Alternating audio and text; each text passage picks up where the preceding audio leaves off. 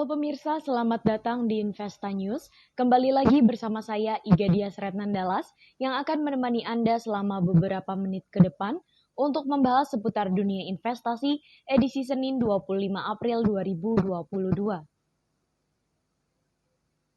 Berita pertama pada hari ini, sepanjang pekan ketiga April, indeks harga saham gabungan tercatat membukukan koreksi 0,14% jika dibandingkan dengan pekan sebelumnya yang berada di level 7.235,53. Pada perdagangan Jumat, IHSG tertekan ke posisi 7.225,61,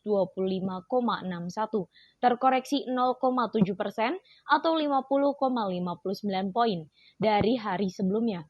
Sektor energi memberatkan pasar selama sepekan dengan tergerus 4,23%, sedangkan sektor infrastruktur masih mencatatkan kenaikan sebesar 4,10%. Investor asing cukup ramai masuk ke pasar dalam sepekan dengan net buy di seluruh pasar sebesar 5,37 triliun rupiah. Volume saham yang diperdagangkan mencapai 135,8 miliar lembar saham, dengan nilai turnover 106,9 triliun rupiah.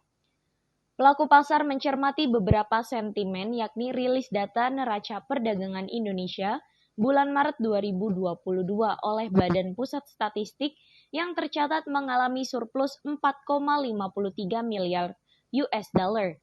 Lalu, Rapat Dewan Gubernur BI 18 hingga 19 April yang memutuskan untuk mempertahankan suku bunga acuan BI 7-day reverse repo rate di level 3,50%.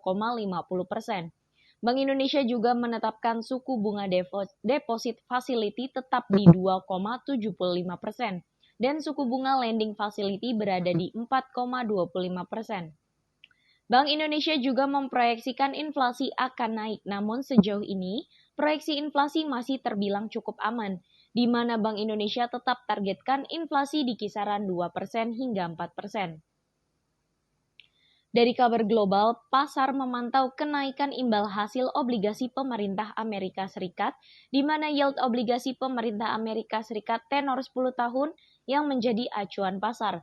Sementara itu, IMF memprediksi ekonomi dunia pada 2022 diperkirakan hanya mampu tumbuh 3,6% atau lebih rendah dari yang sebelumnya. Diprediksi di 3,8%. IMF juga memperkirakan inflasi di 2022 pada negara maju akan mencapai 5,7% dan 8,7% untuk negara berkembang. Selain itu, pelaku pasar juga masih memantau terkait perkembangan dari perang antara Rusia dengan Ukraina.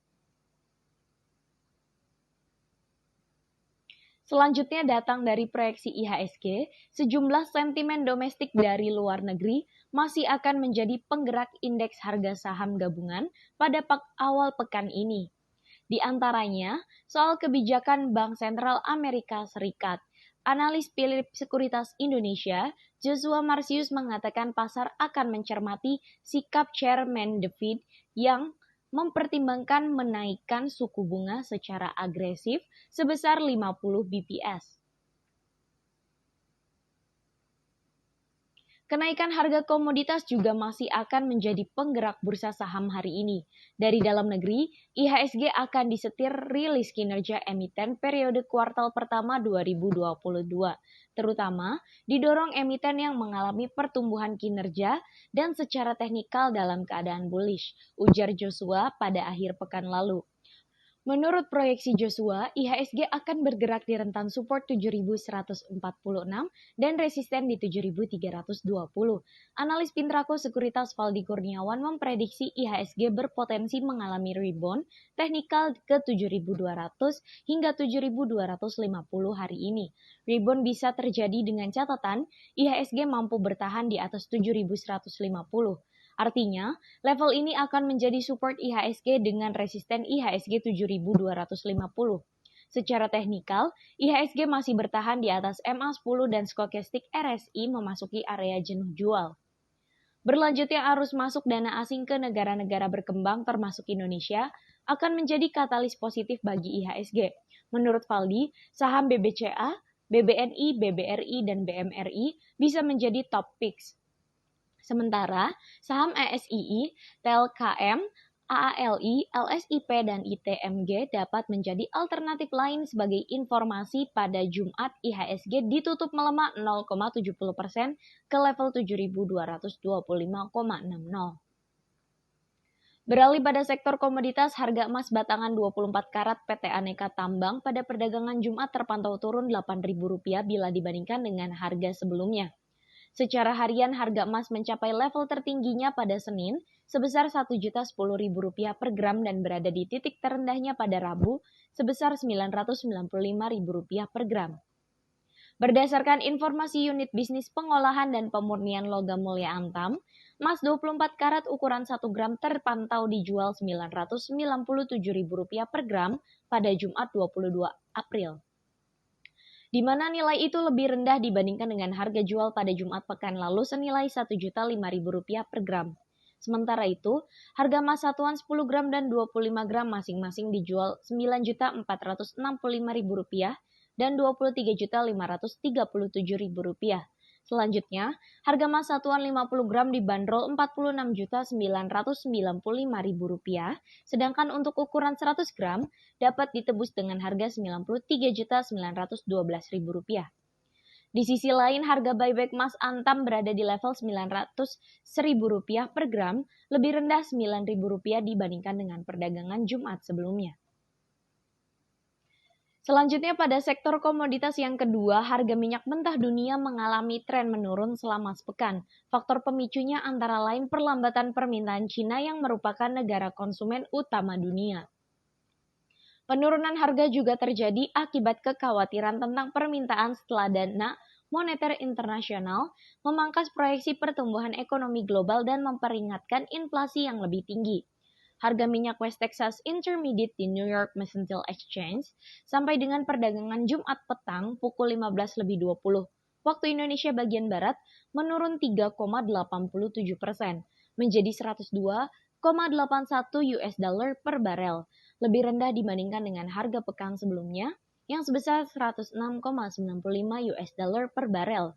Adapun, harga Brent di ICE Futures Europe juga menurun sebesar 4% menjadi 107,23 US dollar per barel, lebih rendah dibandingkan dengan posisi akhir pekan sebelumnya, 111,70 US dollar per barel. Kondisi ekonomi Cina yang melambat pada bulan Maret baik dari sektor konsumsi, real estate maupun ekspor membuat investor menjadi khawatir akan prospek permintaan minyak mentah global. Sementara itu, IMF memangkas proyeksi pertumbuhan ekonomi global menjadi 3,6% dari sebelumnya di 4,4% pada Januari. Alasannya, perekonomian global terimbas perang Rusia dengan Ukraina dan laju kenaikan inflasi kini menjadi bahaya yang nyata bagi banyak negara. Berita penutup kita pada hari ini ialah pelaku pasar bersikap hati-hati sembari menanti rapat The Fed untuk memutuskan kenaikan suku bunga di awal Mei mendatang.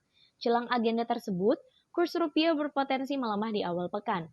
Kepala Ekonom Bank Sentral Asia David Samuel menyebut komitmen The Fed menjaga inflasi, termasuk dengan cara menaikkan suku bunga, menjadi sentimen negatif bagi mata uang emerging market, termasuk rupiah. Tak heran, rupiah cenderung melemah. Analis Monex Invest in the Futures, Andian Wijaya juga mengatakan, pelaku pasar menilai The Fed bersikap hawkish. Pasar cukup yakin suku bunga naik tinggi. David memprediksi rentan pergerakan rupiah hari ini antara 14.350 hingga 14.400. Andian menilai rupiah akan bergerak di kisaran 14.300 hingga 14.400 rupiah. Berita tersebut menjadi berita penutup kita pada pagi hari ini. Saya Gadia Sretnandalas pamit undur diri, sampai jumpa.